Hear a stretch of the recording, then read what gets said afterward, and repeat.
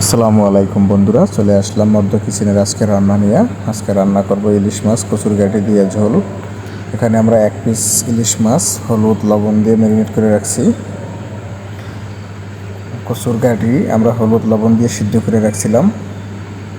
মরিচ ফাড়া রাখছি, পরিমাণ মতো দিয়ে দিব। পেঁয়াজ কুচি রাখছি 2 কাপ। পেঁয়াজ বাটা রাখছি আমরা, পরিমাণ মতো দিয়ে দিব। এখন ফ্রাই প্যান বসাই দিব। ফ্রাই প্যানে তেলটা গরম হয়ে গেলে আমরা ইলিশ মাছ এক এক করে ভেজে নিব। যেহেতু ইলিশ মাছটা আমরা একটু হালকা ভাজা দিয়ে রান্না করব, তাই একটু ভেজে নিব। আমরা এক এক করে ইলিশ মাছ দিয়ে দিতেছি, দেখতেই পারতেছেন। আপনারা যারা এখন আমার মধ্য কিচেনটা সাবস্ক্রাইব করেন নাই, আপনারা মধ্য কিচেনটা সাবস্ক্রাইব করে দিবেন, বেল আইকনটা অন করে দিবেন, কারণ পরবর্তীতে আমি ভিডিও চাইলে যেন আপনারা সাথে সাথে পেয়ে যান। আর আমার ভিডিও দেখে আপনাদের কাছে যদি ভালো লাগে অবশ্যই কমেন্টে জানাবেন। আপনাদের কার কাছে কেমন লাগলো একটু অবশ্যই জানাবেন। আমাদের ইলিশ মাছ এক পাশ ভাজা হয়ে গেছে, এখন উল্টে আর এক পাশ ভেজে নিব হালকা করে। একটু ধৈর্য ধরে মাছটা ভেজে নিয়েন।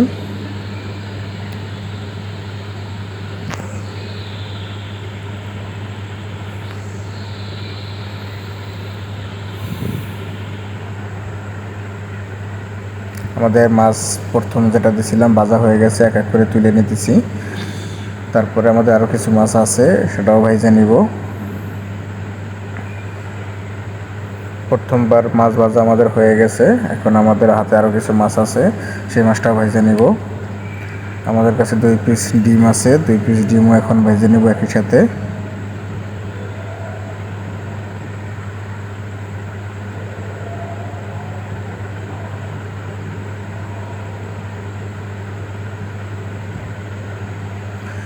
আমাদের মাছ ভাজাটা হয়ে গেছে, মাছটা তুলে নিতেছি।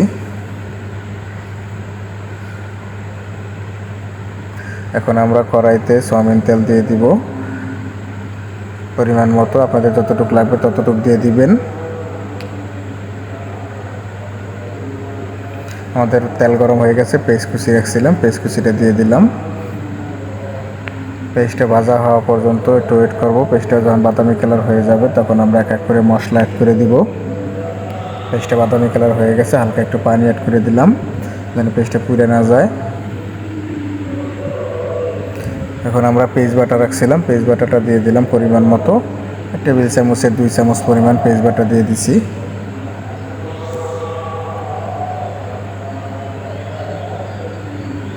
হলুদের গুঁড়ো দিয়ে দিলাম 4 চামচের 1.5 চামচ পরিমাণ। মরিচের গুঁড়ো দিয়ে দিলাম 4 চামচের 2 চামচ পরিমাণ। এখন মশলাটা খুব সুন্দর মতো একটু কষাই নিতে হবে। একটু হালকা পানি দিয়ে দিলাম মশলাটা কষানোর জন্য। লবণ দিয়ে দিলাম স্বাদ মতো।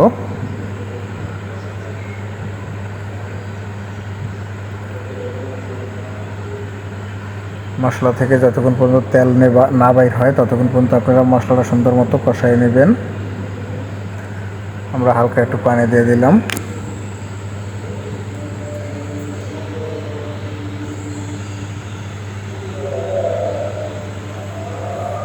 আমরা যে কচুরগাঠিটা হাফ সিদ্ধ করে রাখছিলাম হলুদ লবণ দিয়ে, কচুরগাঠিটা এখানে অ্যাড করে দিলাম। কচুরগাঠিটা দিয়ে একসাথে আমরা সুন্দর মতো কষাই নিব। দেখতে পাচ্ছেন খুব সুন্দর একটা কালার আসছে, তেলটা বের হয়ে গেছে।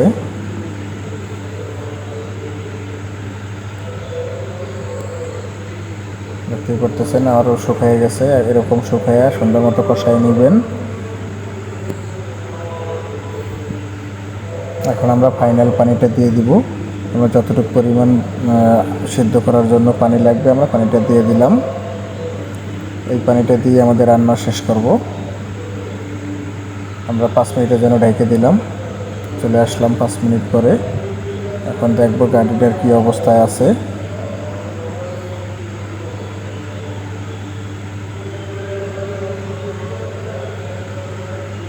আমাদের গাড়ি সেদ্ধ হয়ে গেছে, আর একটু বাকি আছে। এখন আমরা মাছ যে বাইজে রাখছিলাম মাছ দিয়ে দিতেছি এক এক করে।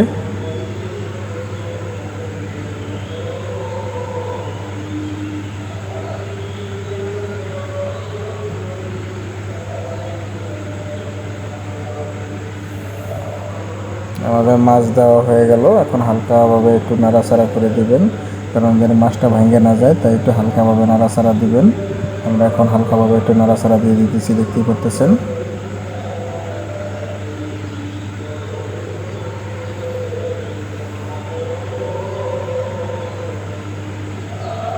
খুবই সুন্দর একটা কালার আসছে, দেখতেই পারতেছেন। বাচ্চারা মুরব্বীরা সবাই খেতে পারবে। হালকা ঝাল। আমরা কাঁচামরিচ পাড়া রাখছিলাম, 4-5টা কাঁচামরিচ পাড়া অ্যাড করে দিলাম। কাঁচামরিচ পাড়া দিলে তরকারিটা ভালো একটা সেন্ট আসে।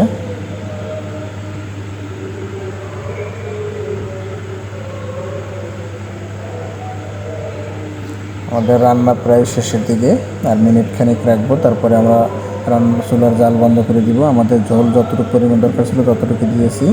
জিরের গুঁড়ো অ্যাড করে দিলাম। জিরের গুঁড়োটা লাস্টে দিলাম, কারণ জিরের গুঁড়োটা লাস্টে দিলে সেন্টটা ভালো আসে।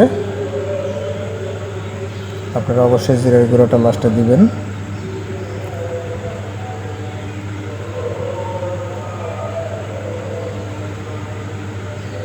আমাদের রান্না হয়ে গেছে, চুলার জালটা বন্ধ করে দিয়েছি, দেখতেই পারতেছেন। খুব সুন্দর একটা কালার আসছে।